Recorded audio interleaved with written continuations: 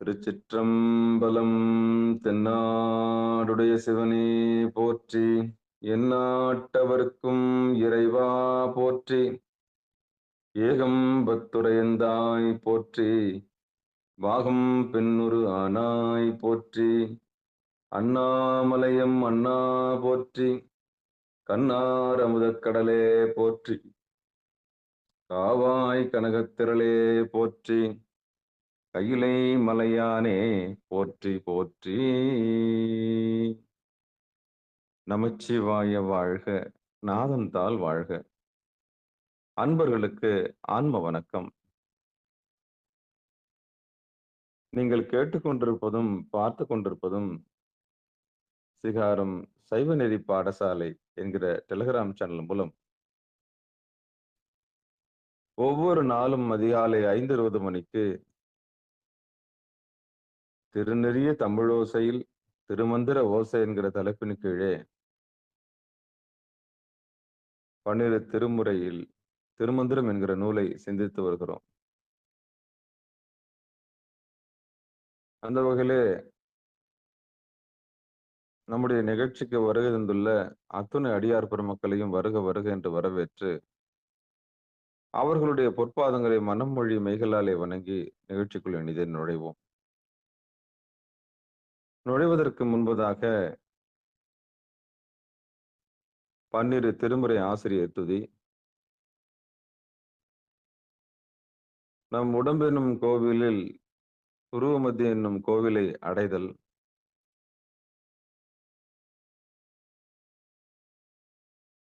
பிறகு நம் உடம்பென்னும் கோவிலில் புருவமத்தியம் என்ற திருக்கோவிலுடைய வாசல் திருப்பூட்டை திறத்தல், கோவிலை திறத்தல். நம் உடம்பென்னும் கோவிலில் மனமாகிய துயில் கொள்ளும் நாராயணனை முன்பாக மனத்தை எழுப்புதல், திருப்பள்ளி எழுச்சி. அடுத்து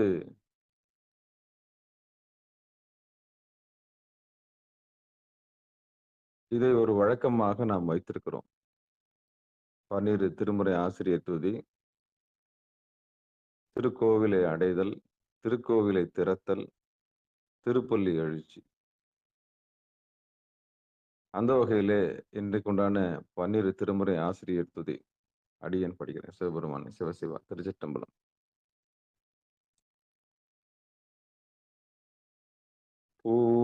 ஊழியர்கோன் வெப்பு ஒழித்த புகழியர்கோன் கழல் போற்றி,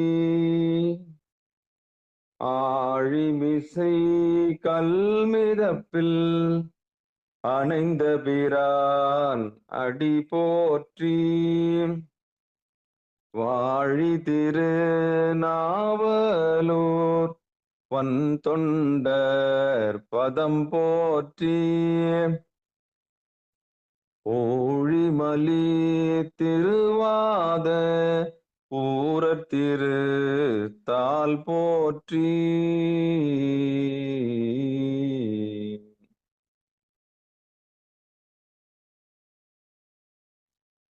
பன்னிரு திருமுறை ஆசிரியர்கள் 27 பேர் துதி.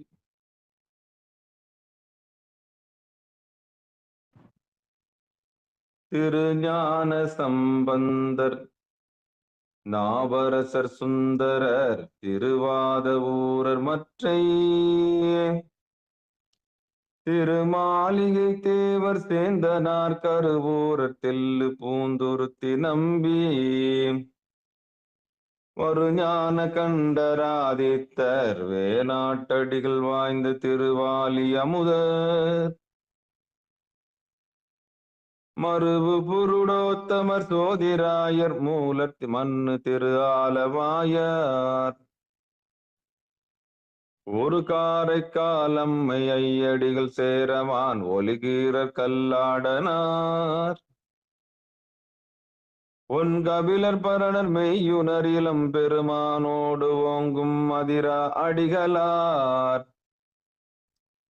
திருமேவு பட்டினத்து அடிகளோடு நம்பியாண்டார் நம்பி,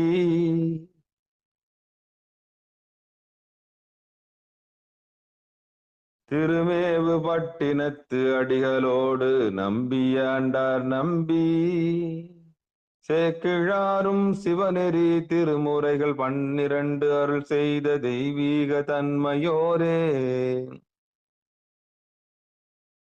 திருமேவு பட்டினத்து அடிகளோடு நம்பியாண்டார் நம்பி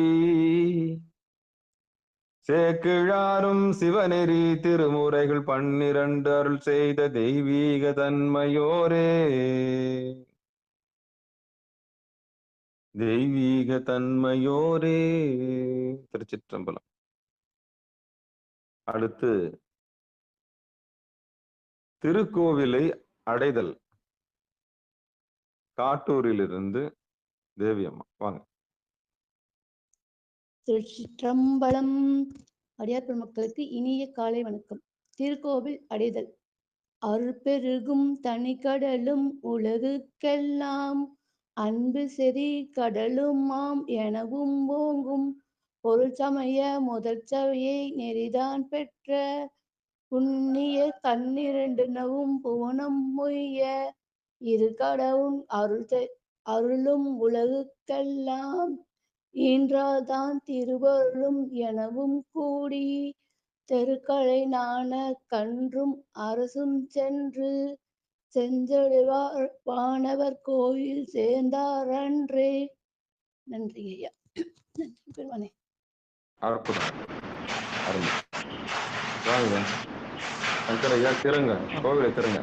திருச்சிற்றம்பலம். அனைத்து அடியார் பெருமக்களுக்கும் இனிய விடியல் வணக்கம். திருக்கோவிலை திறத்தல். திருச்சிற்றம்பலம். பெருமான் பேரானந்தத்து பிரியாதிருக்க பெற்றீர்கள் அருமாலுற்று பின்னை நீ அம்மாயி அரற்றாதே. திருமாமணிசே திருக்கதவும் திறந்த போதே சிவபுரத்து திருமாலரியா திருப்புயங்கள் திருத்தால் சென்று சேர்வோமே. திருமாலரியா திருப்புயங்கள் திருத்தால் சென்று சேர்வோமே. திருத்தால் சென்று சேர்வோமே. திருத்தால் சென்று சேர்வோமே. திருச்சிற்றம்பலம். நன்றி ஐயா. காமாட்சி அம்மா திருப்பள்ளி எழுச்சி முதல் பாட்டு பாடுறேங்க ஐயா. பாடுங்க. திருச்சிற்றம்பலம். ஓற்றியன் வாழ் முதல் ஆகிய பொருளே உலர்ந்தது பூங்கழற்கு இணை துணை மலர் கொண்டு ஏற்றி நின் திருமுகத்து எமக்கருள் மலரும் எழுநகை கொண்டு நின் திருவடி தொழுகோம். சேற்றுகள் கமலங்கள் வளரும் தன் வயல் சூழ் திருப்பெருந்துறை உரை சிவபெருமானே. ஏற்றுயர் கொடி உடையாய் எமை உடையாய் எம்பெருமான் பள்ளி எழுந்தருளாயே.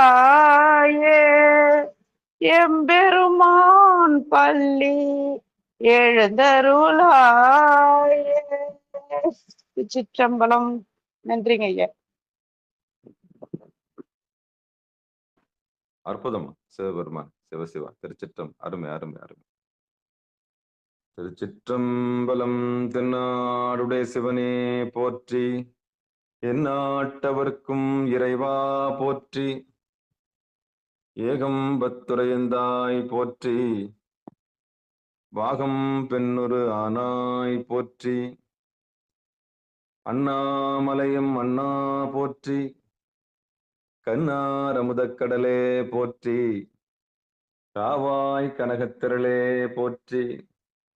கைலை மலையானே போற்றி போற்றி.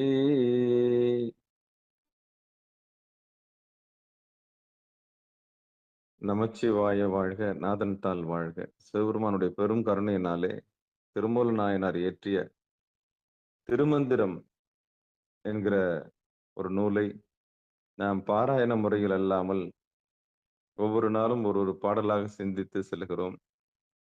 அந்த வகையிலே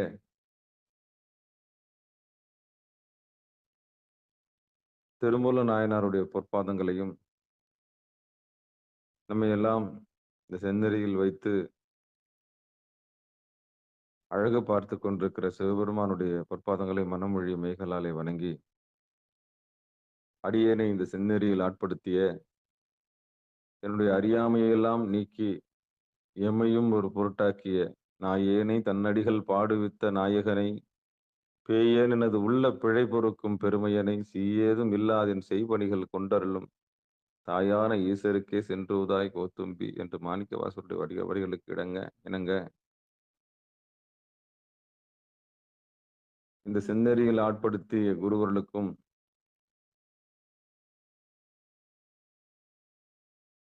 அடியேனை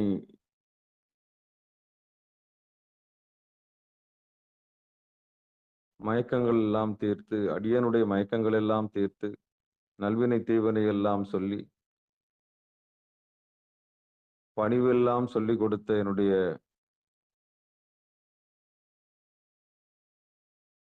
ஆகமங்கள் எல்லாம் சொல்லிக் கொடுத்து ஞான சூரியனாக இருக்கக்கூடிய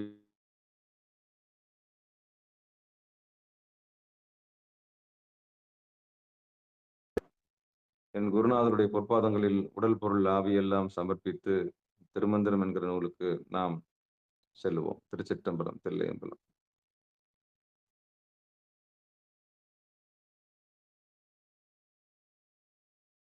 அன்பர்களுக்கு ஆன்ம வணக்கம். திருமந்திர நூலில்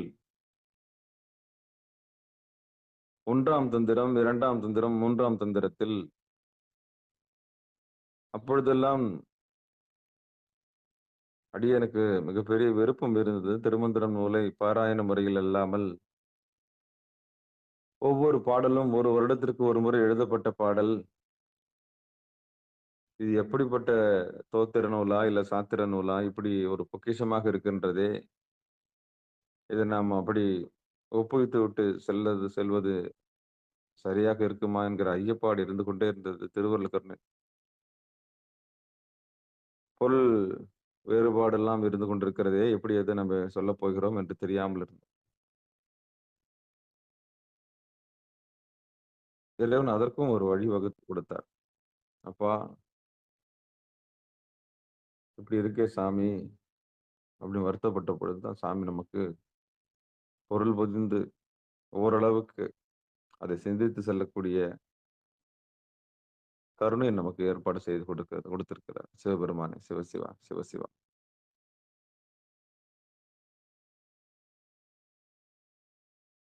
அந்த வகையில நிகழ்ச்சியில் பங்கெடுக்க வந்துள்ள அத்துணை அடியார் பெருமக்களுடைய பொன்னார் திருவடிகளை மனமொழி மெய்களாலே வணங்கி வருக வருக என்று வரவேற்று 3ஆம் தந்திரத்தில்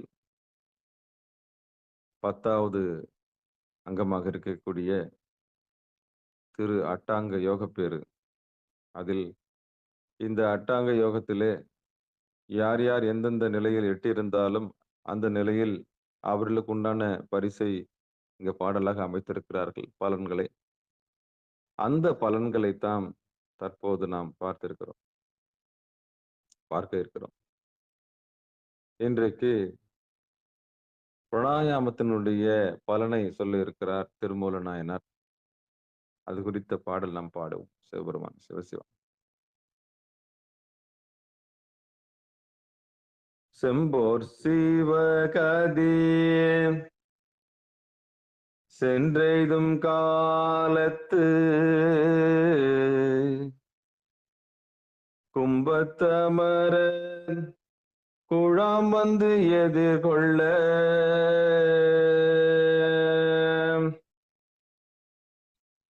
செம்போர் சிவகதி சென்றெய்தும் காலத்து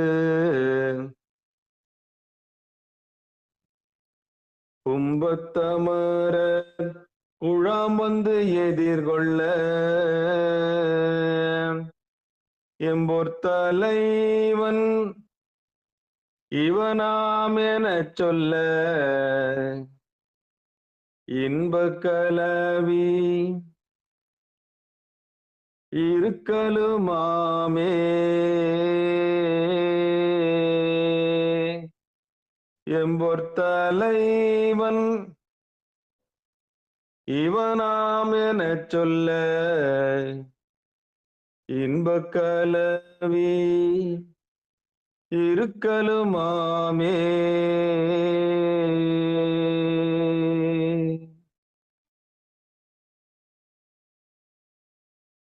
சிவபெருமானே சிவசிவா. செம்பொர் சிவகதி சென்றெய்தும் காலத்து கும்பத்தமரர் குழாம்பந்து எதிர்கொள்ள எம்போர் தலைவன் இவனாம் எனச் சொல்ல இன்பக் கலவி இருக்கலும் ஆமே. இதுதான் இன்றைக்கு நாம் சிந்திக்கக்கூடிய பாடல், சிந்திக்க இருக்கக்கூடிய பாடல். இதற்கு தர்மயாதினம், இதுல அந்த ஆதீனம் கொடுத்திருக்க பொழிப்புரையை படிப்போம்.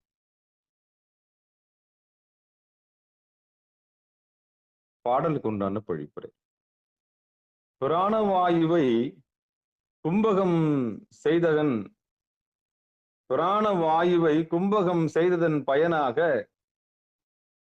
மக்கள் சிம்பன் மயமான இன்ப உலகத்தில் சென்று சேரும் பொழுது விண்ணவர் குழாம்பந்து எதிர்கொள்ள விண்ணுலகு மகளிர் தாம் எமக்கு அரிதிர் கிடைத்த தலைவன் இவனே என மையலுற்று சொல்லுமாறு கலவி இன்ப மிக பெற்று இருத்தல் கூடும்.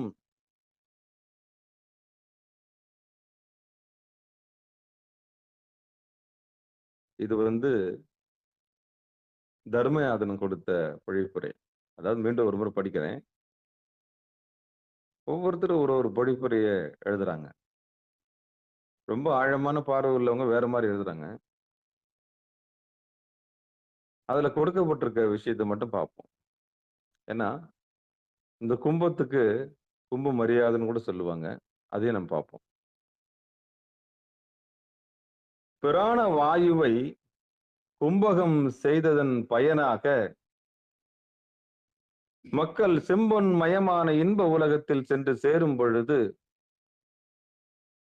விண்ணவர் குழாம்பந்து எதிர்கொள்ள விண்ணுலக மகளிர்கள் தாம் எமக்கு அரிதிர் கிடைத்த தலைவன் இவனே என மையலுற்று சொல்லுமாறு கலவி இன்பம் மிக பெற்று இருத்தல் கூடும் அப்படின்னு சொல்றேன் அந்த பாட்டு. குறிப்புரையில கும்பத்துன்னா மூச்சை உள்ள வச்சு இருக்கிறது, சிவகதி இதெல்லாம் பேசுறாங்க, இன்பக் கலவி இதெல்லாம் குறிப்புரையில சொல்றாங்க. சரி, நாம அனுபவத்தை பார்க்கலாம்.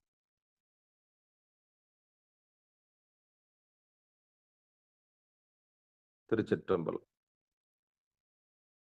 கடந்த அந்த திருமந்திரத்துல இயமம், நியமம், ஆசனம், பிரணாயாமம், பிரத்யாகாரம், தாரணை, தியானம், சமாதி. நான் அடியேன் சொன்னேன், சமாதியோடு நம்முடைய வாழ்வு முடிந்து விடுவதில்லை. சமாதியோடு வாழ்வு முடிந்து விடுவதில்லை. சமாதிக்கு அப்புறம் தான் நமக்கு வாழ்க்கையே தொடங்குகிறது. சமாதியில்தான் உயிரினுடைய வேட்கை தணிவிக்கப்படுகிறது. சமாதியின் தான் நோக்கம் உறுதி செய்யப்படுகிறது. சமாதியில் தான் தக்க வைப்பதும் தவத்திலிருந்து வெளியேற்றுவதும் நிகழ்கிறது. சமாதியில் தான் இரண்டரை கலக்கக்கூடிய வித்தை நமக்கு கிடைக்கிறது.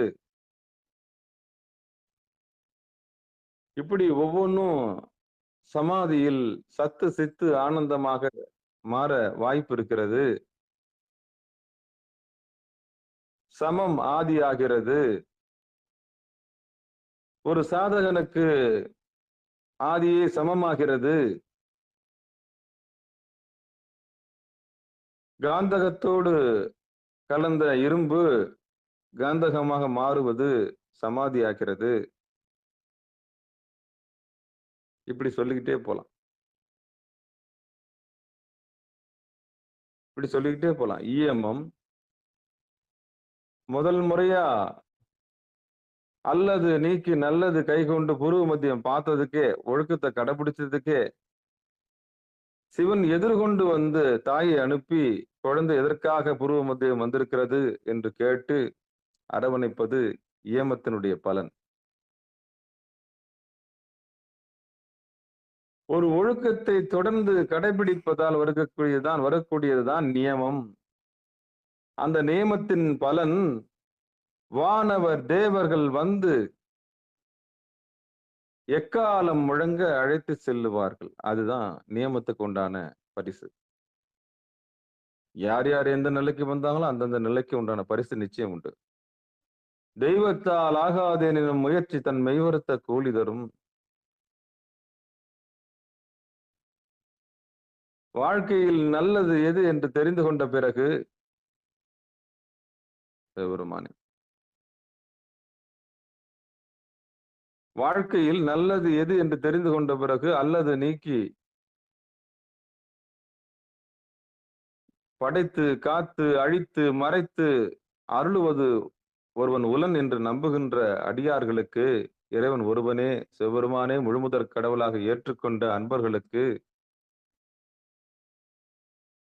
கிடைக்கக்கூடிய முதல் பொக்கிஷம்தான் ருத்ராட்சம், திருநீறு, ஐந்தெழுத்து, அடிப்படை ஒழுக்கங்கள்.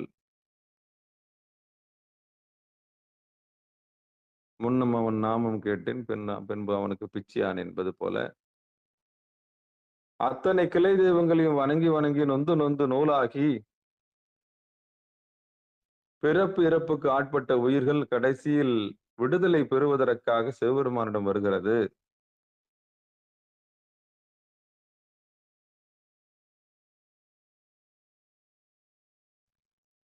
அவ்வளவு சீக்கிரம் இந்த நாராயணனுடைய மயக்கம் நம்மை விட்டு விடுவதில்லை. மண் நம்மை எல்லாம் தடுத்து ஆட்கொள்கிறது, அதன் பக்கம் ஈர்க்கிறது. மண், பொன், பெண், இது எல்லாம் மாயோனின் கூத்து. சாமி வைத்திருக்கிற தடை கற்கள், ஆணவம், கண்மம், மாயை. இயல்பாகவே சாமியோட பார்வை உயிரின் மீது படும் பொழுது, நம் மீது படும்போது நம்மிடம் இருக்கக்கூடிய ஆணவமாகிய மண்ணும் கண்மமாகிய நீரும் மாயையாகிய ருத்ரமும் அதாவது நெருப்பும்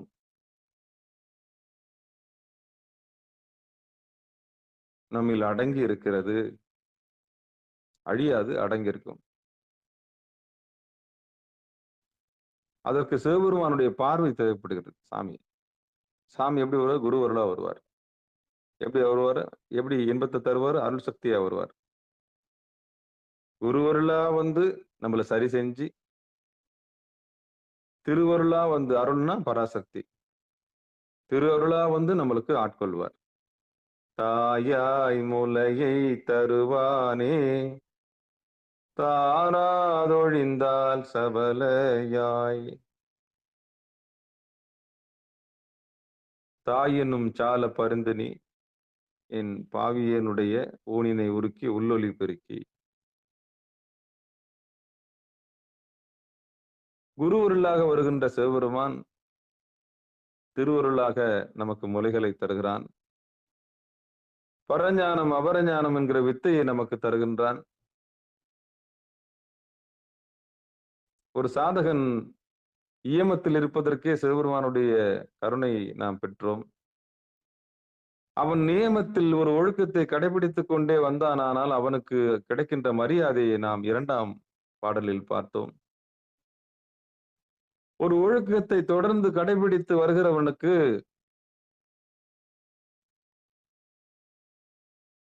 ஞானம் சித்தி அடைகிறது. அவன் உலகத்திலே புறத்தை தேடாமல் ஒரு இடத்தில் அமர்ந்து உட்கார்க்கிறான். கையடங்கி காலடங்கி உட்கார்றது ஆசனம்.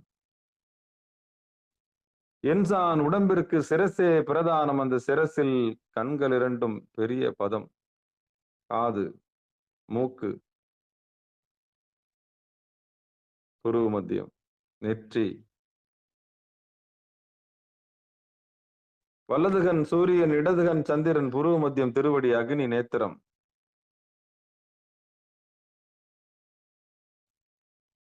என்கிற அறிவை பெற்று ஆசனத்தில் அமர்கிறது 3ஆம் நிலை. அந்த ஆசனத்தில் அமர்ந்தவருடைய பலனை நாம் பார்த்தோம். நேற்று நாம் சிந்தித்தோம். இயமத்துக்கு வந்தவனுக்கும் பலன் உண்டு, நியமத்துக்கு வந்தவனுக்கும் பலன் உண்டு, ஆசனத்துக்கு வந்தவங்களுக்கும் பலன் உண்டு.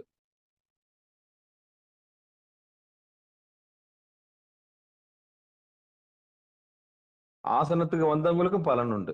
உட்கார்ந்தாங்க இல்லையா, கையடங்கி காலடங்கி, அப்படி உட்கார்ந்தவங்களுக்கும் பலன் உண்டு.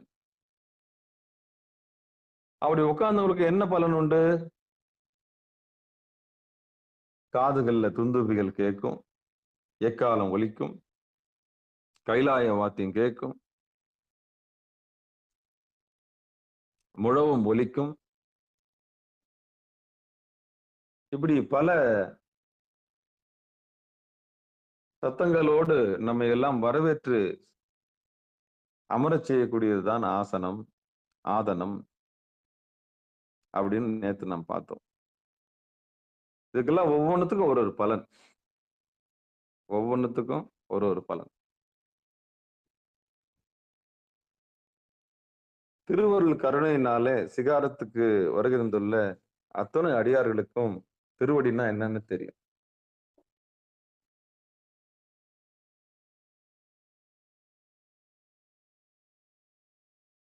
தாய் மனோன்மணியுடைய பெரும் கருணையினாலே சதாசிவமூர்த்தி இருக்கின்ற புருவ மத்தியிலும், இது யாரும் பகிரங்கமா சொல்றது இல்லை, அந்த எல்லைக்கு போறதும் இல்லை.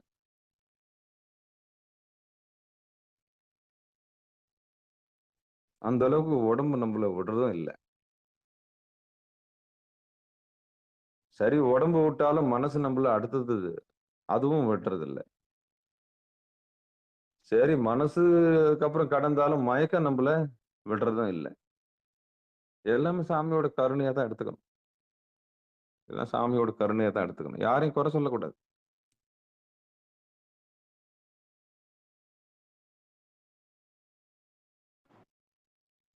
இதும் பிரதரவாரம். உன்னை சொல்லி குற்றம் இல்லை, என்னை சொல்லி குற்றம் இல்லை. காலம் செய்த கோலவடியில் தான் போகணும், வேற வழி இல்லை. நம்மை நாம் சரி செய்து கொள்ளலாம். நம் முதுகில் இருக்கக்கூடிய அழுக்கை எடுக்கிறதுக்கு முயற்சி செய்யலாம், அவ்வளவுதான். என்னுடைய ஆசனம், என்னுடைய குருநாதர்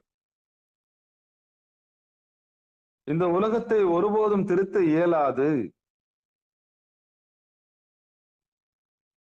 ஆனால் நாம் திருந்தலாம் என்று சொல்வார். எனக்கு ஆச்சரியமா இருக்கும். ஆரம்பத்துல இதை செய்யணும் புரட்சி, அதை செய்யணும் புரட்சி,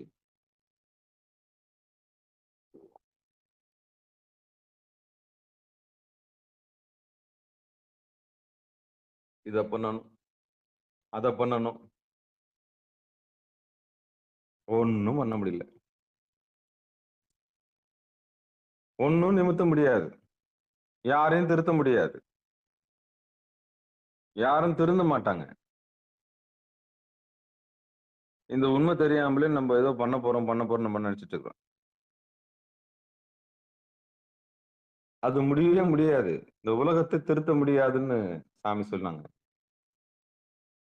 ஆனா ஒண்ணு பண்ணலாம்னாரு, நாம திருந்தலாம்னாரு. அது எனக்கு ரொம்ப பிடிச்சிருந்தது. ஆனா ஒண்ணு பண்ணலாம், நாம திருந்தலாமே அப்படின்னாரு. ஆமா, அது நல்லா இருக்குல்ல. இன்னொரு திருத்தத்துக்கு முயற்சி பண்றதை விட்டுட்டு நாம திருந்தலாமே, அப்ப நாம திருந்தோம்னா தானா எல்லாம் திருந்தும்னு சொன்னாரு. ஒரு குழந்தைக்கு தாயும் தந்தையும் வாழ்ந்து காமிக்கணும், அவ்வளவுதான். பாடம் எடுக்கக்கூடாது. இப்படி இருன்னு அதுகிட்ட சொல்லவே கூடாது. நீங்க உட்கார்ந்து செஞ்சு காமிக்கணும் அதுக்கு. அவ்வளவுதான். வாழ்ந்து காமிக்கணும். சொல் வேறு, செயல் வேறு அப்படி இருந்ததுன்னா, நம்ம குழந்தை நம்மள மதிக்காது. நம்ம பெத்த பிள்ளைங்கள நம்மள மதிக்காது. சொல்றது ஒண்ணு, செய்யறது ஒண்ணா இருந்ததுன்னா, நம்ம பொண்ணு நம்மள மதிக்காது. தெரியும் அதுக்கு. இதெல்லாம் வாய்ஜாலாக்கு தான் இதுங்க அப்படின்னு தெரியும். குடும்பத்திலேயே எப்படின்னா, சமூகத்துல எப்படி? நம்மள நல்லா நம்மள எல்லாம் புடம் போட்டு பார்க்கக்கூடிய ஆற்றல் குழந்தைகளுக்கு உண்டு. எச்சரிக்கையா இருக்கணும். அதுங்களுக்கு என்ன தெரியும்னு நம்ம நினைக்க கூடாது. ஏன்னா, அந்த உலகத்தில் முதல் குருநாதர்கள் அம்மா, அப்புறம் அப்பா. அங்கிருந்து தான் தந்திரங்கள், அங்கிருந்து தான் வாழ்க்கையினுடைய நுட்பங்கள், அங்கிருந்து தான் காமத்தினுடைய வெளிப்பாடு, அங்கிருந்து தான் வாழ்க்கையினுடைய ஒழுக்கங்கள், அங்கிருந்து தான் பிள்ளையார் சுழி ஆரம்பிக்குது. ஏன்னா இந்த உலகத்தை நம்மை கொண்டுதான் அது பார்க்கிறது.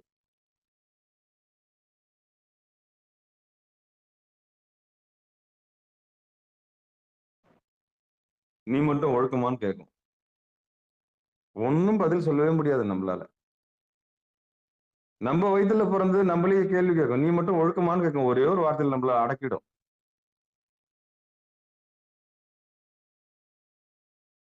அதுக்கு உங்களால பதில் சொல்லவே முடியாது. நீ மட்டும் ஒழுக்கமான்னு கேட்டா ஒண்ணும் பண்ண முடியாது.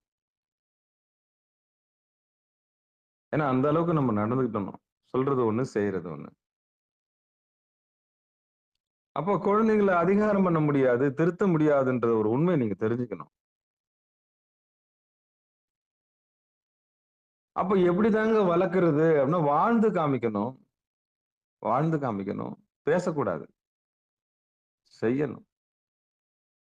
வாழ்ந்து காமிக்கணும். உங்க நட உட பாவனை, நீங்க இருக்கும் நிம்மதி, பிரச்சனைகளை எதிர்கொள்ளக்கூடிய பக்குவம்,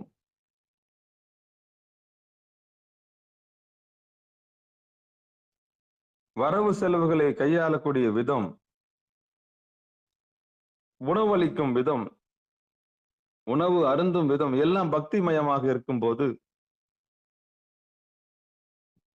ஒவ்வொரு செயலும் நடத்துவது இறைவன்தான் என்கிற ஒரு பெரிய புரிதலோடு நீங்கள் வாழ்க்கையை நடத்தும் போது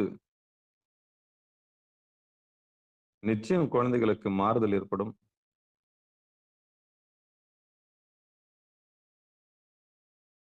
நிச்சயம் மாறுதல் ஏற்படும்.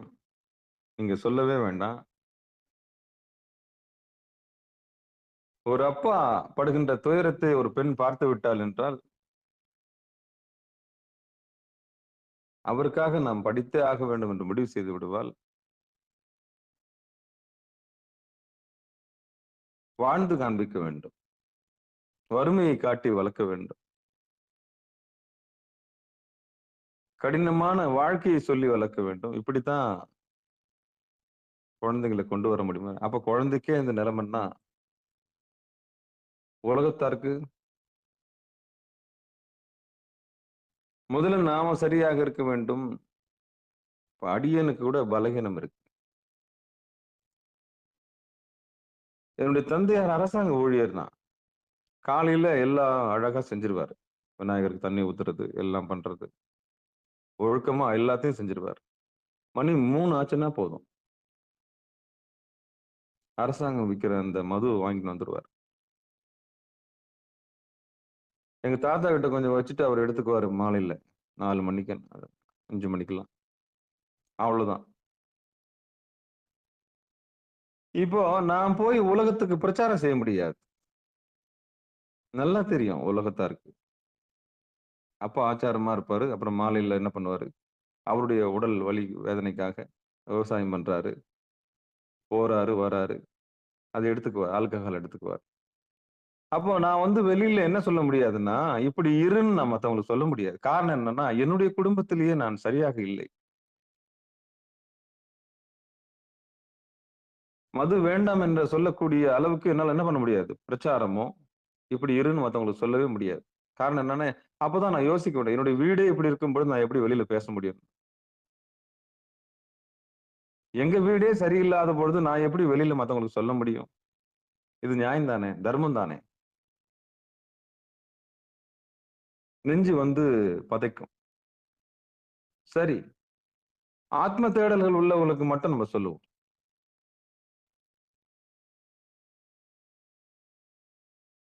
அப்போ நம்ம வீடு சரியாக இல்லாத பொழுது நம்ம மத்தவங்களுக்கு மத்த குடும்பத்த போய் நம்ம என்ன இப்படி இருன்னு சொல்றதுக்கு நமக்கு என்ன கிடையாது? தகுதியே கிடையாது. இது ஒண்ணு. ஆனா மத்தபடி ஞானங்களை கொடுத்ததுல தந்தையாருக்கு மிஞ்சினது யாருமே இல்ல. தாய் தந்தைக்கு இன்னைக்கும் அடியேன் கடமைப்பட்டிருக்கிறேன். அப்பா ஞானம் கொடுத்ததுல வல்லவர். தந்தை அடியனுக்கு ஒழுக்கம் கொடுத்த ஒரு பெரிய பொக்கிஷம். அவர்களை திருத்துவது நம்முடைய கடமை இல்லை. வாழ்ந்து காண்பிப்பது தான் நம்முடைய வாழ்க்கை என்று நான் அடியேன் வாழ்ந்து காண்பித்துக் கொண்டிருக்கிறேன்.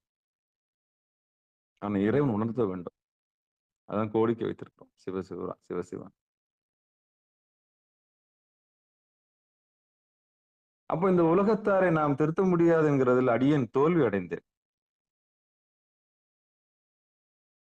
உலகம் திருந்தாது, நீ உன்னை கவனி. அவ்வளவுதான். செய்தி அதுதான். குருநாதர்கிட்ட இருந்து கிடைச்ச செய்தி தான்.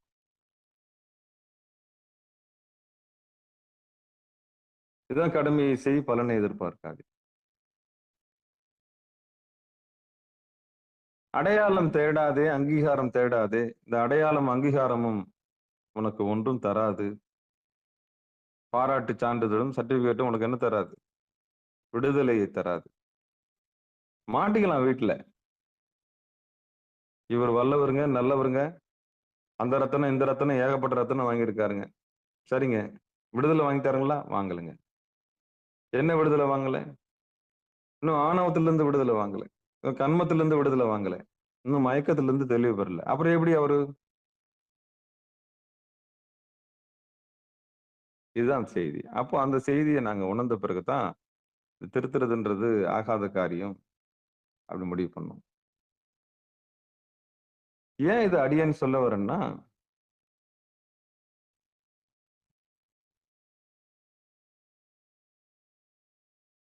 இதுதான் நிலைமை இன்னைக்கு. சாமி கிட்ட முறையிடும் பொழுது இதுதான் நிலைமை. சாமி இப்படி இருக்கு. ஆமா. அப்போ எல்லாருக்கும் ஒரு பலகீனம் வைக்கிறார் சாமி. எல்லாருக்கும் ஒரு பலகீனம் வைக்கிறார். முழுமையா வைக்கிறது இல்லை. ஏன்னா பூமியில இருக்கணும்ல. பூரணம் கண்டவர்கள் பூமிக்கு வருவது காரணம் இல்லை அடி குதம்பாய். ஏதோ ஒரு வலியும் வேதனையும் வருத்தத்தையும் நம்மோட சுமத்தி தான் வச்சிருக்காரு. ஏன்னா இருக்கணும்ல உயிரோட. அப்ப அந்த வறுமைக்கும் வாட்டத்துக்கும் துக்கத்துக்கும் நம்ம நன்றி சொல்லணும். ஏன்னா இல்லைன்னா உயிர் எகிரிடும். துக்கத்தையும் துயரத்தையும் ஏன் சாமி தராருன்னா நம்ம உயிரோட வச்சிருக்கணும். அதனால கொடுக்கிறார். நீ ஆனந்தத்தை எய்தி விட்டால் உடனே இந்த உடம்பையும் மனசையும் விட்டு டக்குன்னு பறந்துடுவ. அப்ப இந்த பூமியோட நீ அட்டாச்மெண்ட், அதாவது பூமியோடு இரண்டரை கலந்து பூமியோட இருக்கிறதுக்கு, பூமியில இருப்பதற்கான, ஏன்னா ஆன்மாவுடைய நிலை வந்து மேலான நிலை. அதாவது மேல் நோக்கி போகக்கூடியது. இந்த ஆக்சிஜன் பலூன் பார்த்துருப்பீங்கல்ல, கீழே தங்கவே தங்காது, மேல தான் போகும். அது மாதிரி தான் உயிர். உயிரோட குணம் மேல் நோக்கி இருப்பது. ஆனா பாசத்துடைய குணம் கீழ் நோக்கி வைத்திருப்பது.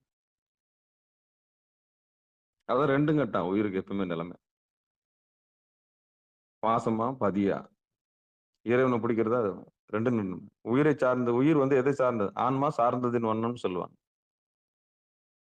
சரி, இப்ப எவ்வளவு பரிசுகளை கடந்து வரோம் நம்ம. இயமம், நியமம், ஆசனம், கையடங்கி காலடங்கி உட்கார்ந்துக்கணும் பலனு. அந்த உட்கார்ந்ததுக்கு அப்புறம் மூச்சு தான் பிரதானம் கண்டுபிடிக்கிறது தான் பிராணாயாமம். அந்த பிராணாயாமத்தினுடைய சிறப்பு தான் இன்னைக்கு நம்ம நிகழ்ச்சி.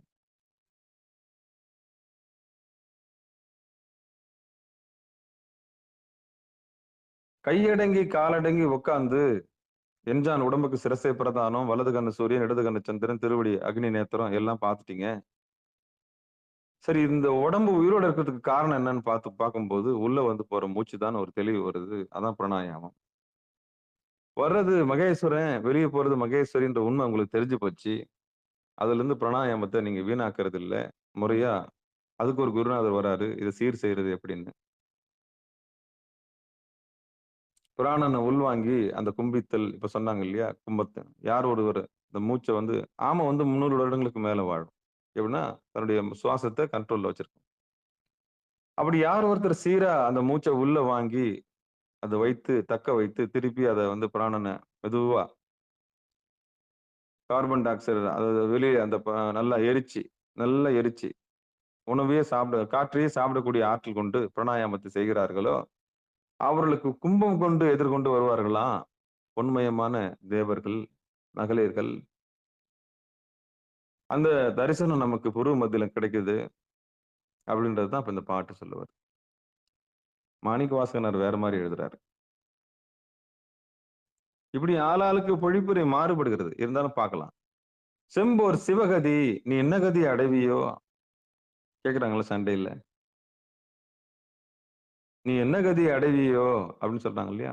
அவங்களுக்கு நம்ம பதில் என்ன தெரியுமா சொல்லணும்? நாங்க சிவகதி அடைவோம். சிவகதி எப்போ?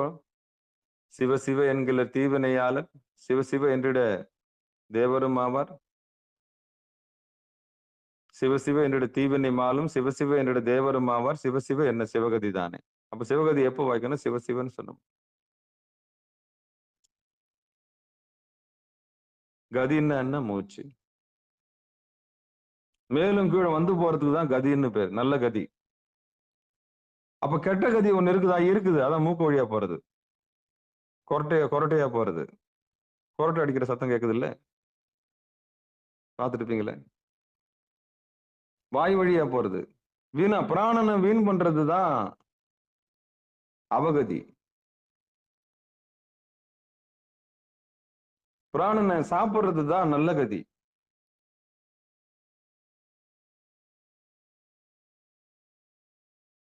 நாசியின் வழியே சுவாசிக்கிறவனை நம்பாதே. இது விவிலியம் சொல்லுது, பைபிள். உண்மைதான். மூக்கு வழியா சுவாசிக்கிறவனை நம்பாத. என்ன சாமி சொல்றீங்க? ஏன்னா அவன் மாறக்கூடியவன். மூக்கு வழியா சுவாசிக்கிறவனும் நம்பாத. ஏன்னா அவன் மாறக்கூடியவன். இடகலையிலிருந்து பிங்கலை, பிங்கலையிலிருந்து இடகலை மாறும்போது மனம் மாறிக்கொண்டே இருக்கும். சந்திர நாடியிலிருந்து சூரிய நாடி, சூரிய நாடியிலிருந்து சுழுமுனை, சுழுமுனை நாடியிலிருந்து சந்திர நாடி. அதுதான் ரகசியமா சொல்லியிருக்காங்க. அப்படி வெளியில மூச்சை விடுறவன நம்பாத. எவன் பிராணனை அறிந்து கொண்டானோ, எவனை பிராணனை பானம் செய்கின்றானோ அவனை நம்பு. அவன் தான் வந்து ஸ்திரமானவன்.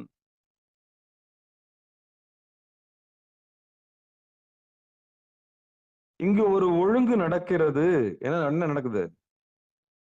நியமத்துக்கு வந்தீங்க, ஆசனத்துக்கு வந்தீங்க, கையடங்கி காலடங்கி உட்காந்தீங்க. வந்து போறது யாரு? நம்ம உடம்ப ரட்சிக்கிறது மூச்சுன்னு தெரிஞ்சு போச்சு. மூச்சுன்னு தெரிஞ்ச பிறகு என்ன பண்றீங்க? பிராணனை வீண் பண்ணுவீங்களா? அதுக்கப்புறம் வருங்காலங்களில் சிலிண்டர் விற்பான். அது எனக்கு தெரியும். இப்பவும் வித்துட்டு தான் இருக்கிறான். மூச்சையே விற்கக்கூடிய காலம் வந்துடும். அப்ப அந்த பிராணன் நல்லா சரியா பயன்படுத்திக்கணும். அதுதான் 4:10 வந்துருங்கன்னு நான் தலைப்பாட அடிச்சுக்கிறது காலையில. அந்த பிரம்ம முகூர்த்தத்துல அற்புதமான ஆக்சிஜன் எல்லாம் இருக்குது. அதெல்லாம் மூச்சு வாங்கி என்ன பண்ணீங்க? பிராணனை சாப்பிடலாம் வாங்கன்னு. அப்புறம் அந்த அந்தி சந்தி காலத்துல ஈவினிங் 6 மணிக்கு வைக்கிறது. இதெல்லாம் வந்து நமக்கு பலனை தரக்கூடிய. அப்ப பிராணாயாமத்துடைய பலன் என்ன சொல்ல வருதுன்னா, இந்த பிராணனை சாப்பிடுறது எப்படி? மூக்கு வழியா சுவாசத்தை விட்டுட்டு புருவ மத்தியில நின்னு உள்கதி பெறுவது எப்படி? உள்ளில் ஓடிடுதா உந்தன் மூச்சு, உள்ளில் ஓடிடுதா. அந்த உள்ள ஓட்டுறதுன்னா என்ன? அதான் சிவகதி. நல்லா தூங்கும் போது உங்க குழந்தைய கவனிங்க. யாருன்னா பக்கத்துல ஆழ்ந்து தூங்கும் போது கொரட்டை அடிக்கக்கூடாது. கொரட்டை அடிக்காம எந்த ஒரு உயிர் மெய்மறந்து தூங்குதோ அந்த உயிரை உங்க குழந்தையா இருந்தாலும் சரி, யாரா இருந்தாலும் சரி, அருகில போயிட்டு கொஞ்சம் அப்படியே மடியில போட்டுக்கிட்டு கவனிங்க. கவனிச்சீங்கன்னா ஒரு உண்மை உங்களுக்கு புலப்படும். இந்த ஆராய்ச்சி கொஞ்சம் செஞ்சு பாருங்க. ஆழ்ந்த உறக்கத்தில் இருக்கக்கூடிய உங்களுடைய சக உயிர், அதாவது பக்கத்தில் இருக்கக்கூடிய பொண்ணோ பிள்ளையோ, பக்கம் நல்ல அருகாமையில நெஞ்சு கிட்ட போங்க. உடம்பு ஒடுங்கி, மனம் ஒடுங்கி, மாயை உதறி, அந்த உயிர் எந்த கதியில் இருக்குதுன்னு நல்லா கவனிங்க. இதை விட ஒரு பெரிய ரகசியம் உங்களுக்கு புலப்படும் இன்னைக்கு. அத புலப்படுறது, அந்த ரகசியம் உங்களுக்கு புலப்படணும்னா, இந்த ஒரு காரியத்தை நீங்க செஞ்சுதான் ஆகணும். யார் ஆழ்ந்து தூங்குகிறார்களோ அவர்களை நீங்கள் சற்று ஆழமாக கவனிக்க வேண்டும். அப்படி தூங்கும் பொழுது அந்த மூக்கு பக்கத்துல கை வச்சு பாருங்க. உங்களுக்கே ஆச்சரியமா இருக்கும். மூச்சு நல்லா இழுப்பாங்க. எங்க இருந்து இழுக்கிறாங்கன்னு தெரியாது. மூச்சை நல்லா வெளிய விடுவாங்க. எங்க விடுறாங்கன்னு தெரியாது.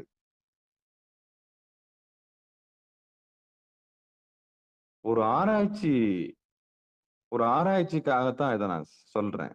கொரட்டை அடிக்கிறவங்களை பத்தி, வாய் திறந்து தூங்குறவங்களை பத்தி அது அவகதி. அது சிவகதி இல்ல. எல்லா உயிருமே இங்க மேலான நிலையில் இருக்குது தூங்கும் போது. ஏன்னா அங்க துவேஷம் வரல. ராக துவேஷம் என்று சொல்லக்கூடிய கலங்கம் இல்லாத நிலையில அது இருக்கு. எப்ப கலங்கம் உண்டாகிறது? எப்ப கலங்கம் வருது உயிருக்கு? அந்த எழுப்புன உடனே கலங்கம் உண்டாயிடும். நிம்மதியா நாள் தூங்கும் போது எழுப்ப கூடாதுன்னுவாங்க. கேள்விப்பட்டிருப்பீங்க. எல்லாருக்குமே இது தெரியும். அசந்து தூங்குறவங்களை என்ன பண்ணக்கூடாது? எழுப்பக்கூடாது. காரணம் என்னன்னா, இரண்டரை கலந்து இருக்கிறாங்க.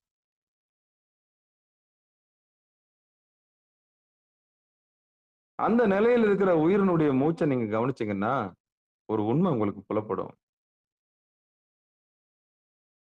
ஒரு உண்மை உங்களுக்கு புலப்படும்.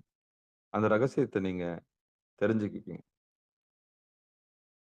நாசியின் வழியா சுவாசம் எவ்வளவு தூரம் போகுதுன்னு பார்த்தீங்கன்னா வராது. வாய்ப்பே இல்லை. ஆனா உள்ள மூச்சு வாங்கும். ஆச்சரியமா இருக்கும் உங்களுக்கே. இது செஞ்சு பாருங்க. செஞ்சு பார்த்துட்டு அடியேனுக்கு சொல்லுங்க.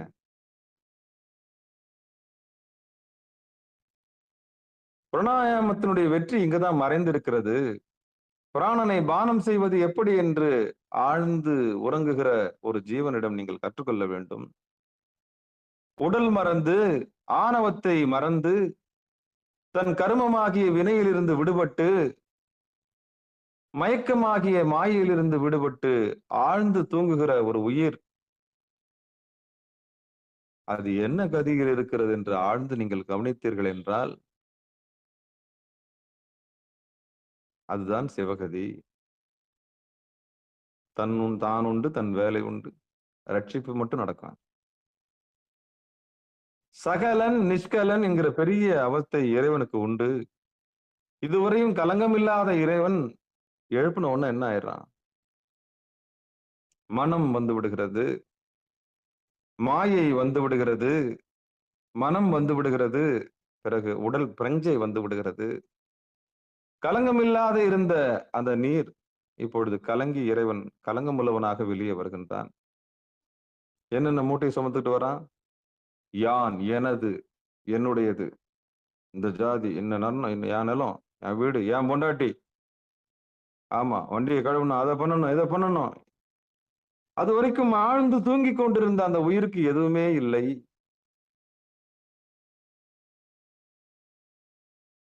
எதுவுமே இல்லை. எதுவுமே இல்லை. நல்ல கதி. அதனாலதான் தூங்குறவங்களை எழுப்பக்கூடாதுன்னு சொல்றது. அந்த உயிர் அந்த நல்ல கதியில் பிராணனை சேர்த்து வலுப்பெற்ற பிறகுதான் இனி சலனமாகிய சகல, அதாவது நிஷ்கலத்தில் இருந்து சகலத்துக்கு வருகிறது. அப்படி ஆழ்ந்து தூங்குகிறவனை ஒரு கீழ் சாதிக்காரன் தொட்டா கூட தெரியாது. மேல் சாதிக்காரன் தொட்டா கூட தெரியாது.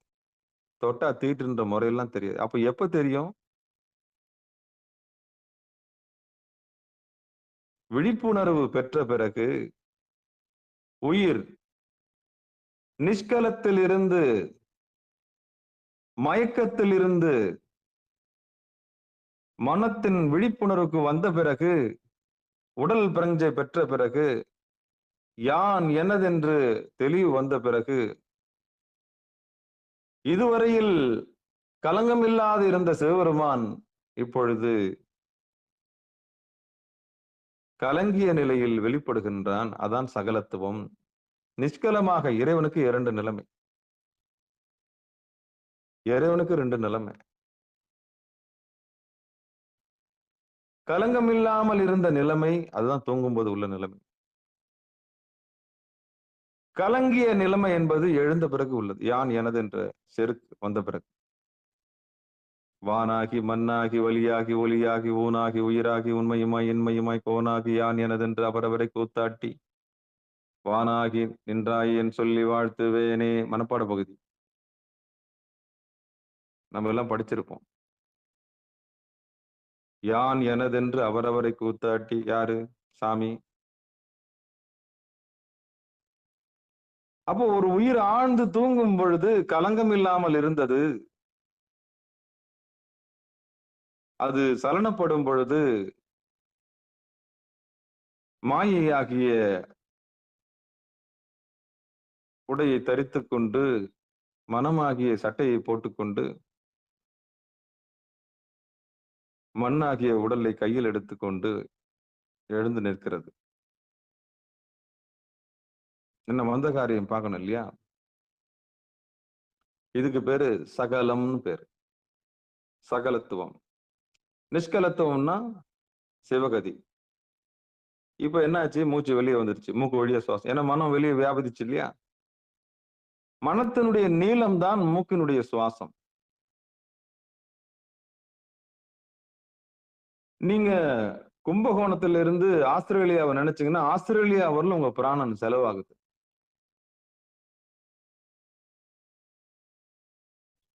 நீங்க யார நினைக்கிறீங்களோ அது வரைக்கும் உங்க பிராணனுடைய அளவு போகுது, சுவாசம் போகுது வெளியில. மனத்தின் நீளம் பிராணனுடைய நீளம், மனத்தினுடைய ஒடுக்கம் பிராணனுடைய ஒடுக்கம். பிராணன் ஒடுங்க மனம் ஒடுங்கும். இந்த பிராணன் ஒடுங்க கண் ஒடுங்க வேண்டும். கண் ஒடுங்குனா எல்லாம் ஒடுங்கும். அதுக்குதான் பொருமதியில வந்துருங்க. சக்கரை ஒடுங்குச்சுன்னா சப்தம் ஒடுங்கும். சப்தம் ஒடுங்குச்சுன்னா மூச்சு ஒடுங்கும். எவ்வளவு பெரிய தந்திரம் இல்ல? இந்த சக்கரம்ன்றது கண்ணு. இந்த கண்ணு கொண்டு போய் புருவமதில் நிறுத்திட்டோம்னா அப்பா அடி ஒரு வேலை முடிஞ்சிச்சு. வெளியே போவாது மனசு. கண்ணு போலன்னா மனசு போவாது. கண் போன கண் வெளியே போச்சுன்னா எல்லாம் போயிடும். 10 பேரும் வெளியே போயிடுவாங்க. மெய் வாய் கண் மூக்கு செவி ஊரு ஒலி ஓசைன்னு சொல்றாங்க இல்லையா? ஞானேந்திரியம் கர்மேந்திரியம் இதெல்லாம் கண்ணு வழியா தான் வெளியே போகும். 5 பேர் அறிவும் கண்ணே கொண்டு போயிடும் வெளியில. கண்ணு பார்த்துச்சுன்னா முடிஞ்சு போச்சு. கண்ணால பார்த்தாலே வாழ்ந்தாச்சு, முடிஞ்சு போச்சு. கண்ணால பார்த்தாலே வாழ்ந்தாச்சு, முடிஞ்சு போச்சு. உடம்பால வாழணும்னு அவசியம் கிடையாது. கண்ணே முடிச்சிடும் பாதி கதையை. கண்ணே முடிச்சிடும் பாதி கதையை. அப்ப கண்ணு ரெண்டும் பொருவ மத்தியில ஒடுங்குச்சுன்னா தசேந்திரியமும் கட்டுப்பட்டு நிற்கும். காதுன்றது சங்கு, அந்த காதுல இருந்து சங்கு ஒலிக்க ஆரம்பிச்சிடும். மூக்கு வழியா போற தாரையா போற அந்த மூச்சு வெளியே போகாம சிவகதி பெற்றுடும். இதுதான் சிவகதி. அடைஞ்சிருச்சு இல்ல கண்ணு ரெண்டு போய். அப்ப பிராணனை வீண் பண்ணாம நீங்க என்ன பண்ணிட்டீங்க? இப்ப ஒடுங்கிட்டீங்க. அதான் ஐயா தூக்கத்துல இருக்குது. தூக்கத்துல இருக்குதுன்னா கேவல நிலைன்னு பேர் அதுக்கு. விழிப்புணர்வு இல்லாமல் கிடப்பது வேறு, விழிப்புணர்வோடு கிடப்பது வேறு.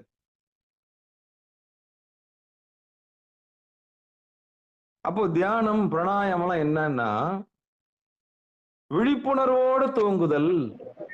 வட்டான் 4 பேர்ல ஏத்திட்டு வா, தனியா ஓட்டம் அந்த பக்கம். விழிப்புணர்வோடு தூங்குதல். எல்லா உயிரும் தூங்குது. எல்லா உயிரும் தூங்குது.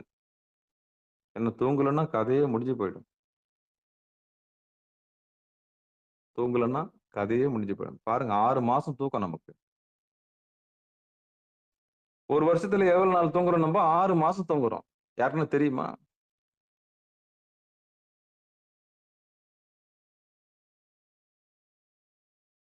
ஆமா, நம்ம 6 மாசம் தூங்குறோம். 6 மாசம் விழிச்சிருக்கிறோம் சிவபெருமான். ஞானம் பெற்றவர்கள் இந்த 6 மாச தூக்கத்த யோகமா மாத்துவாங்க. அதான் பிராணாயாமம் தெரிஞ்சவங்க. பிராணாயாமம் தெரிஞ்சவங்க சுவாசத்த வெளிய விட மாட்டாங்க. அதுலருந்து பானம் பண்ணுவாங்க. அப்ப இன்னைக்கு ஒண்ணு தெரிஞ்சுக்கிட்டோம் நம்போ. சிவகதின்னா என்னன்னு தூங்குறவங்கள போய் பாருங்கன்னு சொன்னேன். சரி அவங்க தூங்குறாங்க ஐயா. கேவல நிலையில அவங்க என்ன அடைய முடியும்னா, ஒண்ணும் தெரியாது. அப்போ விழிப்புணர்வு பெற்றவர்கள் எப்படி செய்யணும்னா, விழிப்புணர்வோடு தூங்கணும். அதான் துயில். அதுதான் அறிதுயில்ன்னு சொல்லுவாங்க. நாராயணன் செய்யறது தான் அறிதுயில். தூங்குற மாரி இருக்கும். ஆனா தூங்க மாட்டார். நீங்க திரு அனந்தபுரம் போனீங்கன்னா, வலது கையில லிங்கத்துக்கு அபிஷேகம் நடந்துகிட்டே இருக்கும். பாப்பீங்க. அரிதுயிலும் மாயனது தங்கையே. ஒத்துக்குனா அந்த ஆளு. இந்த மனம் அடங்காது. பாம்பு படுக்கையில படுத்திருப்பார். வலது கை வந்து சிவபெருமானுக்கு பூஜை பண்ணிட்டே இருக்கும். அனந்தபுரம் போனீங்கன்னா பாருங்க. திரு அனந்தபுரம். பிரபஞ்சம் இறைவனிடம் சரணடைந்த ஒரு பெரிய தத்துவம் திரு அனந்தபுரத்தில் இருக்கிறது. வலது கையில லிங்கத்துக்கு அபிஷேகம் பண்ணினே இருப்பாரு. அப்ப அது முடியாது. அம்பாள் செய்யற பூசையே இன்னும் முடியல. நாராயணன் செய்யற பூசை மட்டும் முடிஞ்சிருமா என்ன? முடியாது.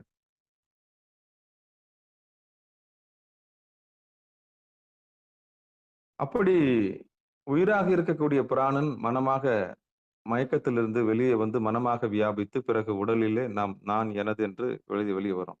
அப்ப இப்படி வெளியே வந்த பிறகு மூக்கு வழியா சுவாசம் வந்துதான் ஆகணும். அப்ப எது வரைக்கும் சுவாசம் வெளியில இருக்கும்?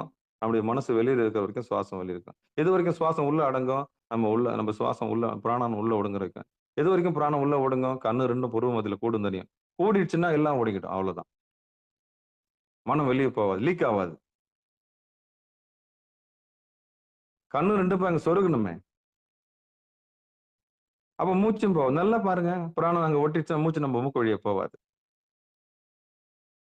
இதான் ரகசியம். அடியேனை அடியார் பெருமக்கள் நேரில் சந்திக்கும் பொழுது இந்த கலையை பெரும் கருணையினாலே உங்களுக்கு அடியேன் பகிர்கிறேன் என்று சொல்லி இந்த பிராணாயாமத்தினுடைய பலனை மீண்டும் ஒரு முறை பார்த்து பாடலை பாடி சுருக்கமாக சொல்லி நிறைவு செய்யலாம்.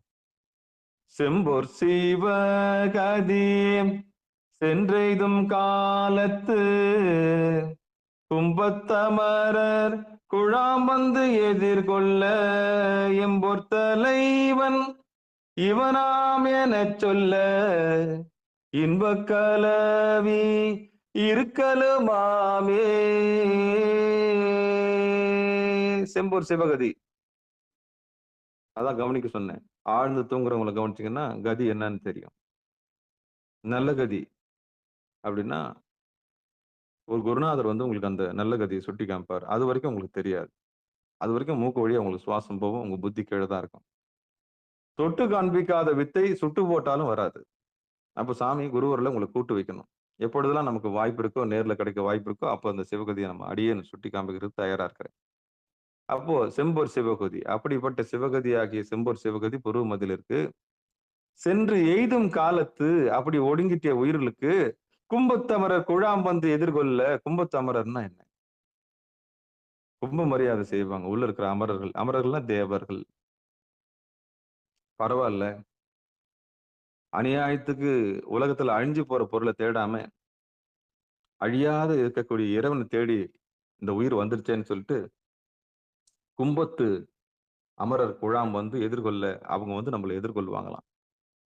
எம்பொர் தலைவன் இவனாம் என சொல்லி இன்பக் கலவி இருக்கலமா.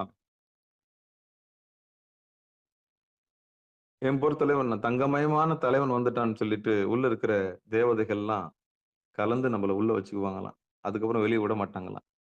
என மையலுற்று சொல்லுமாறு கலவி இன்பம் மிக பெற்று இருத்தல் கூடும். ஆமா, ஒரு சாதாரண உடல் இன்பத்துக்கு எல்லாத்தையும் சாத்துறோம். கதவு சாத்திட்டு, அதை சாத்திட்டு, இதை சாத்தி, எல்லாம் சாத்து கப்பு சிப்புன்னு ஹனிமூன் போறாங்க. யாரும் பாத்திரக்கூடாது. என்ஜாய் பண்றத. உடலுறவுக்கு இவ்வளவு பெரிய பாதுகாப்பு, நாகரிகம். எல்லாத்தையும் சாத்திட்டு கப்பு சிப்புன்னு ஒரு தெய்வீகமான ஒரு சூழல்ல போய் 72,000 நாடி ஒடுங்கி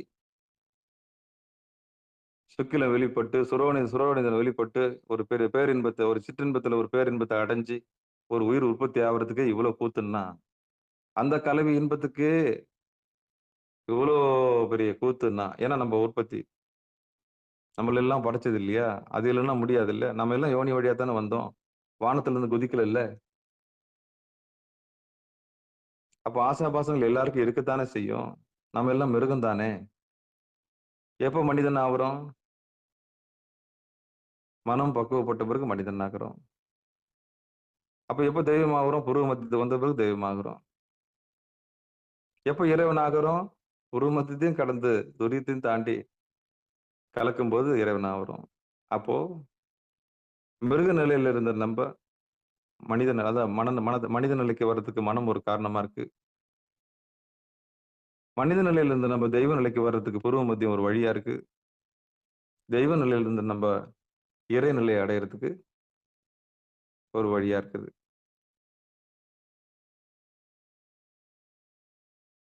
அப்போ அந்த மூச்சை யார் ஒருவர் பிராணனை வீண் பண்ணாம உள்கதியில நல்ல சுவாசம் பண்ணி பானகம் பண்றாங்க. பானகம்னா இப்ப குடிக்கிறோம்ல நீர்மோர், அது மாதிரி சுவாசத்தை சாப்பிடுறாங்களோ அவங்களுக்கு கும்பத்து அமரர் வந்து தேவர்கள் எல்லாம் வரவேற்று அங்க செம்பொன் மயமான புருவ மத்தியில அந்த இடத்த காமிச்சு அங்க திருவடியிலே லைக்க செய்வாங்களாம். அந்த லைக்க சொல்றதுதான் கலவின்றாங்க.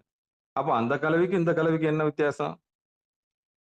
அதுக்கும் எல்லாத்தையும் சாப்பிட்டுட்டு போய் கப்பு சிப்புன்னு 2 பேரும் ரகசியமா பேசி அன்பை வெளிப்படுத்துவாங்க. என் கண்ணே, மணியே, முத்தே, நீ இல்லைன்னா வாழ்க்கை இல்லை, நான் இல்லைன்னா நீ இல்லை, நீ இல்லைன்னா நான் இல்லை, நீ நானுமா ஏகபோகமாய் அப்படின்னு 2 பேரும் சேர்றதுக்கு இவ்வளோ டெக்னிக். சேர்ந்து முடிச்சிட்ட பிறகு தள்ளிப்படு. காரியம் முடிஞ்ச பிறகு சுக்கில வெளிப்பட்ட பிறகு ஒண்ணுமே இல்லை, அங்க வெறுப்பு தான் வரும். எவ்வளவு வெறுப்பு இருந்தது அவ்வளவு வெறுப்பு வரும். ஆச்சரியமா இருக்கும் இந்த உலகம். இந்த உலகத்து இன்பங்கள் அப்படித்தான். நீங்க ஓடி ஓடி பாத்தீங்கன்னா டக்குன்னு வெறுப்பு வந்துடும். 3.25 நாள்லயே சலிப்பு வந்துடும். அப்போ சலிக்காத ஒரு இன்பம் இருக்கிறது என்று சொன்னால் அது சாமியோட திருவடி மட்டும்தான். அந்த கலவி இன்பத்துல வந்து ஒருபோதும் சலிப்பு வராது. இந்த கலவி இன்பத்துல என்ன வரும்? ஒரு வெறுப்பு வரும். எது வரைக்கும் விருப்பம் இருக்கும் மனைவி அந்த அந்த கூடல் இருக்கிற வரைக்கும். கூடல் முடிஞ்ச பிறகு தள்ளி தள்ளி போ, அடுத்த வேலையை பார். அதுக்கே இந்த உலகம் உயிர் இயங்கி என்ன பண்ணுது? அதையே உலகத்துல பிரதானமா நினைச்சு அங்கேயே தங்கி போற உயிர்லாம் இருக்கு நிறைய. நான் என்னத்தை கண்டேன் இவனை கட்டிக்கிட்டு? நான் இவளை கட்டிக்கிட்டு என்ன கண்டேன்? அங்கேயே ஒரு நிறைவுறாது, ஒருபோதும் நிறைவுறாது, அதுவும் நிறைவேறாது. ஏன்னா உலகமே அப்படிதான் இயங்கிட்டு இருக்கு. அங்கதான் செக் வச்சிருக்காரு சாமி, அங்கேயும் உங்களுக்கு முழுசா கொடுக்கறதே கிடையாது. எவ்வளவு காலம் உங்களால் இறுக்கி வாழ முடியும்? தோப்புல இருந்தாலும் ஒவ்வொரு மரமும் தனி மரம்ன்ற அறிவையும் சாமி கொடுத்துட்டு தான் இருக்கிறார்.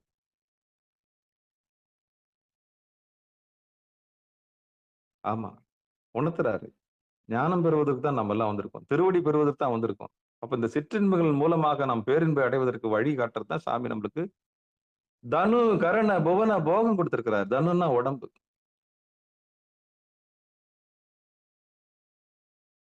அதுக்கு பொறி புலன்கள் கரணம் கொடுத்திருக்கிறாரு. வாழ்ந்துட்டு வா அப்படின்னு.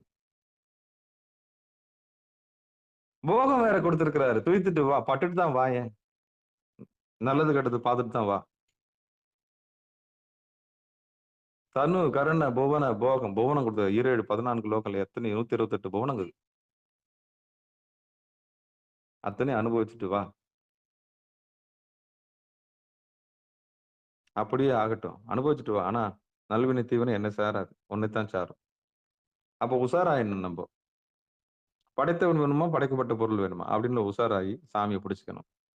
அப்படி பிடிச்சோம்னா எந்த வினையும் நம்மளை ஒட்டாது, சாமி எடுத்துட்டு. அதுதான் பிராணாயாமத்தினுடைய பலன். என்ன சொல்ல வராங்கன்னா, நம்மள உள்ள எதிர்கொண்டு வந்து செம்பொருள் செம்பன் உலகத்துல நம்மள வச்சிருப்பாங்க. அந்த கலவி இன்பத்துல திளைத்திருக்கலாம். எந்த கலவி இன்பத்துல? புருவ மத்தியில. அது சாமியோட வாசல். இடுப்புல இருக்கிறது நரக வாசல். நரனுடைய அகம். நரன் தலைன்னா நரன்னா தலை. நம்ம அந்த தலைய அந்த முதல் தலை அங்க யோனிலிருந்து வெளிய வருது இல்லையா? அதான் நரக வாசல். நரனுடைய அகம் நரக வாசல். அங்க இருக்கு என்ன இருக்கு? மலம், மூத்திரம், சுக்கிலம், சுரோனி இந்த அவஸ்தையெல்லாம் இருக்கு. 2 வாசல்.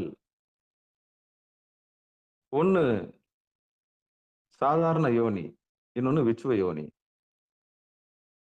தேவர்களுக்கு விச்சுவ யோனி, அதாவது ஆகாய யோனி என்று சொல்லக்கூடிய புருவ மத்தியம். மானுடர்களுக்கு நரக யோனி, அவர்களுக்கு உலகமே அதுதான். அவன் டார்கெட்டே மனிதனுக்கு என்ன? சாப்பிடுறது, தூங்குறது, உடலுறவு கொள்றது, அவ்வளவுதான். எங்க பிறந்தாலும் அங்கேயே திருப்பி போய் நிக்கிறது. இதுதான் மனிதனுடைய இயல்பு. சற்று குருநாதருடைய பார்வை பட்ட பிறகு அவன் சாதாரண யோனியிலிருந்து விடுபட்டு விச்சுவ யோனிக்கு வருகிறான். அதான் புருவ மத்தியம். இதான் இயல்பு. அப்ப பிராணாயாமம் கதி எதுன்னு தெரிஞ்ச பிறகு இந்த கலவியை விட அந்த கலவி மேலான கலவி. அதான் சொல்றாங்க. இன்ப கலவி இருக்கலுமாமே. அப்படி கலந்து இறைவனோட இரண்டரை கலந்து இருக்கலாம். அப்போ தெரியும் நமக்கு, ஆஹா ச்சே அற்ப விஷயங்களுக்கெல்லாம் நம்ம எவ்வளவு செலவு பண்ணியிருக்கோம். இந்த உடம்ப பாழா படுத்திட்டுமே நம்ம. இந்த உடம்ப பாழா படுத்திட்டுமே நம்ம. மேலான நிலைக்கு வந்த பிறகுதான் தெரியும். கீழான நிலையில அது தெரியாது. கீழான நிலையில கீழ் உலகம் தான் நம்மளுக்கு பெருசு. ஏன்னா கீழ் வீட்டுல இருக்கும்போது கீழ்ன்றது இடுப்பு, வயிறு, மார்பு, இதெல்லாம் அந்த வீடுகள். இந்த வீடுகளும் அதாவது சுகம் பெருசா நினைச்சுன்னு இருப்போம். ஆனா மேல் வீட்டுக்கு வந்த பிறகுதான் தெரியும், அடடா இதெல்லாம் நம்ம சின்ன சின்ன விஷயத்துக்கு நம்ம இவ்வளவு பெருசா நினைச்சிட்டோமே அப்படின்னு. இதுதான் அந்த ரகசியம். அப்போ இம்போர் தலைவன் இவனா இவனா இவன் அப்படின்னு சொல்லிட்டு நம்மள என்ன பண்ணுவாங்களாம்? உள்ள இருக்கிற அந்த அப்சரஸ் தேவதைக்கு உள்ள நம்மள இருக்க வச்சிருவாங்க. புருவ மத்தியில மரியாதை கொடு, கும்ப மரியாதை எல்லாம் கொடுத்து உள்ள வச்சுக்குவாங்க. யார? பிராணாயாமம் செய்யறோம். அப்ப பிராணாயாமத்துடைய பலன் என்னன்னா, நம்மளை இரண்டரை கலக்க செய்தல். இது வரைக்கும் வெளியில வீணாக்கி கொண்டிருந்த மூச்சை ஒடுங்க செஞ்சுட்டேன் இல்லையா? ஒடுங்க செஞ்ச பிறகு ஒரு பலன் கிடைச்சே ஆகணும் இல்லையா? அதான் புருவ மத்தியம். அங்கதான் செம்பொருள் சோதி இருக்கு. அங்கதான் சிவகதி இருக்கு. அப்ப நீ என்ன கதி அடைவியோன்னா, நான் நல்ல கதி அடைவேன்னு நீங்க சொல்லுங்க. நான் நல்ல கதி அடைஞ்சிட்டேன். எத்தனையோ பேருக்கு அந்த திருவடினா என்னன்னு தெரியல. சிவகதினா என்னன்னு தெரியல. மந்திரத்துல மாங்காய் விழாது. குருநாதருடைய அருள் இருந்தா தான் விழும். சுட்டி காமிச்சா தான் விழும். அப்ப பிராணாயாமத்தினுடைய பலன், தேவர்கள் நம்மை கும்பம் வைத்து அழைத்து சென்று உள்ளேயே கலவியாக இருக்கச் செய்வார்கள். அன்றிலிருந்து விடுதலை, புற உலகத்திலிருந்து விடுதலை உங்களுக்கு கிடைக்குது. அக விடுதலை, அதாவது அக விடுதலையும் கிடைக்குது. நீங்க புருவ மத்தியில சரண்டர் ஆகிற இடம். அதான் பிராணாயாமத்துல விட்டுட்டீங்க, அது போட்டு நல்ல கதி வேலை செய்ய ஆரம்பிச்சிடும். அப்ப தூங்குறவனுக்கும் மனம் ஒடுங்கி இருக்கிறவனுக்கும் என்ன வித்தியாசம்? ஒரு வித்தியாசமும் கிடையாது. ஆனா விழிப்புணர்வு பெற்றவனுக்கும் விழிப்புணர்வோடு நம்ம தூங்குறோம். வேற ஒண்ணும் இல்லை. அதான் துயில். தூங்கி கண்டார் அப்படின்னு சொல்லுவாங்க சிவத்து. ஏன்னா நீ உட்காருனா உட்காராது. நீங்க ஆனா தூக்கத்துக்கு போயிடுங்க, போயிடும். ஆனா தூங்கும்போது சின்முத்திரையோட தூங்குங்க, விழிப்புணர்வு வந்துடும். யார் ஒருவர் தான் தூங்குவதை தானே பார்க்கிறாரோ அவர் மேலான நிலையை அடைந்து விட்டார். அவ்வளவுதான். அவ்வளவுதான். இதோட வேற எதுவும் துரியெல்லாம் கலந்துட்டாருன்னு அர்த்தம். சொப்பனம், சுழுத்தி, பல அவஸ்தைகள்லாம் இருக்கு.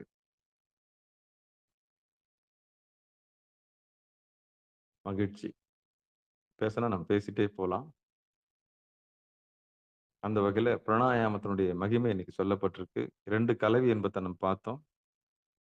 இந்த உடலால கிடைக்கிற கலவி, இந்த உயிரால கிடைக்கக்கூடிய பிராணனான கலக்கக்கூடிய கலவி பத்தி பார்த்தோம். அதனால இந்த 2 கலவியினுடைய அருமை நீங்க தெரிஞ்சுக்கணும்னா பயிற்சியில உட்கார்ந்து தான் புரியும். 2த்தையும் ஆளலாம். இகபர சௌபாக்கியம் அருள்வாய முருகன் அதுக்கு பொறுப்பு. அதையும் கொடுப்பாரு. அதையும் கொடுப்பாரு, இதையும் கொடுப்பாரு. எதையும் விட்டு ஓட வேண்டியதில்லை. உடனே துறவுலாம் ஓட வேண்டிய அவசியம் இல்லை. ரெண்டுமே நமக்கு வேணும். ரெண்டுமே நமக்கு இல்லறம் அல்லது நல்லறம் அல்ல. இருந்து சாதிக்கணும். சாமியோட திருவருள் கருணையினால நீங்க எல்லாரும் நல்ல கதி பெற்று மேலான கல்வி நிலையில இருப்பீங்கன்னு நான் நம்புறேன். நிச்சயம் ஆடாம அசையாம அந்த இதுல நீங்க சாமியோட ஒன்று நல்லதுதான். இறைவனோட கலக்கிறது தான் பெரிய இன்பங்க. ஆமா. யானை போய் என் நெஞ்சும் போய். இந்த மனிதர்ல காண்பிக்கிற அன்புலாம் நிரந்தரம் இல்லாத சாமி. அதுக்குன்னு யாரையும் வெறுத்து ஒதுக்கக்கூடாது. விரும்பவும் கூடாது, வெறுக்கவும் கூடாது. 2 நிலைக்கு வந்துருங்க. அவ்வளவுதான். விருப்பு, வெறுப்பு. ரொம்ப ஒட்டிக்கவும் கூடாது. ஒட்டுனா பிரச்சனை வந்துரும். ரொம்ப அன்பும் செய்யக்கூடாது மனுஷன் மேல. நீதான் என் உயிர்ன்னு சொல்லுவாங்க. அந்த இன்பம் அனுபவிக்கிறேன் தனியா. அது முடிஞ்ச பிறகு என்ன பண்ணுவாங்க? இன்னொரு உயிர் மேல காதலிக்க போயிடுவாங்க. அப்புறம் உங்களுக்கு வயித்தெரிச்சல் ஆயிடும். அப்ப நேத்து ஒரு பேச்சு, இன்னைக்கு ஒரு பேச்சு.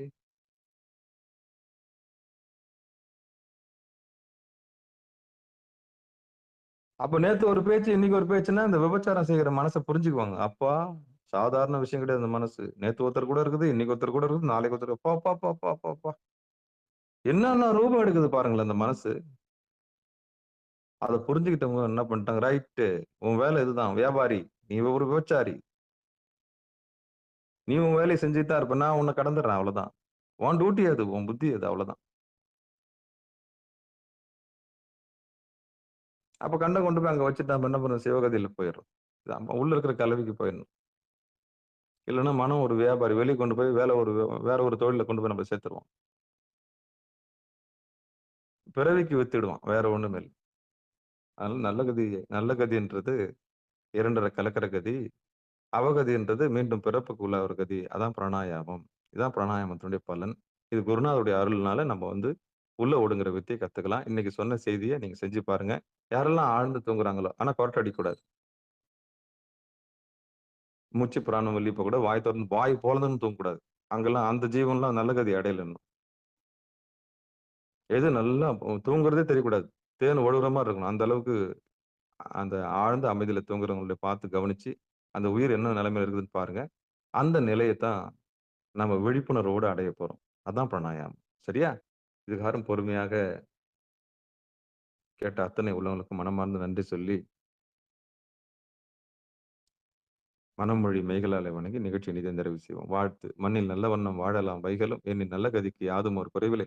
கண்ணின் நல்ல தரும் கழுமல வளநகர் பெண்ணின் நல்லாளோடும் பெருந்தகை இருந்தது. தனம் தரும் கல்வி தரும் ஒரு நாளும் தளவரியா மனம் தரும் தெய்வ வடிவம் தரும் நெஞ்சில் வஞ்சமில்லா இனம் தரும் நல்லனையெல்லாம் தரும் அன்பர் என்பவருக்கே கணம் தரும் பொங்குடலால் அபிராமி கடைக்கண்களை ஆறிரு தடந்தோல் வாழ்க அறுமுகம் வாழ்க வெற்பை கூறுசை தனிவேல் வாழ்க குக்குடம் வாழ்க செவ்வேலேறிய மஞ்சை வாழ்க ஆனைதன் அணங்கு வாழ்க மாறிலா வள்ளி வாழ்க வாழ்க சீர் அடியார் எல்லாம் வான்மிகில் வழாது பெய்க மலிவலம் சுரக்க மன்னன் கோன்முறை அரசு செய்க குறைவிலாத உயிர்கள் வாழ்க நான்மறை அறங்கள் ஒங்க நற்றவம் வேள்வி மல்க மேன்மைகுள் சைவ நீதி விளங்குக உலகமெல்லாம் மென்மைகுள் சைவ நீதி விளங்குக உலகமெல்லாம் மேன்மைகுள் சைவ நீதி விளங்குக உலகமெல்லாம் என்று சொல்லி நிகழ்ச்சி இனிதை நிறைவு செய்வோம். அன்பர்களுக்கு வணக்கம். நீங்கள் கேட்டுக்கொண்டிருந்ததும் பார்த்து கொண்டிருந்ததும் சிகாரம் சைவ நெறி பாடசாலை என்கிற டெலிகிராம் சேனல் மூலம் ஒவ்வொரு நாளும் அதிகாலை 5:20 மணிக்கு திருநெறிய தமிழோசை என்கிற தலைப்பின் கீழே 12 திருமுறை பாராயணம் செய்து வருகிறோம். அந்த வகையிலே சிவபெருமானுடைய பெரும் கருணையினாலே திருமூல நாயனார் இயற்றிய திருமந்திரம் என்கிற நூலை நாம் ஒவ்வொரு பாடலாக சிந்தித்து வருகிறோம்.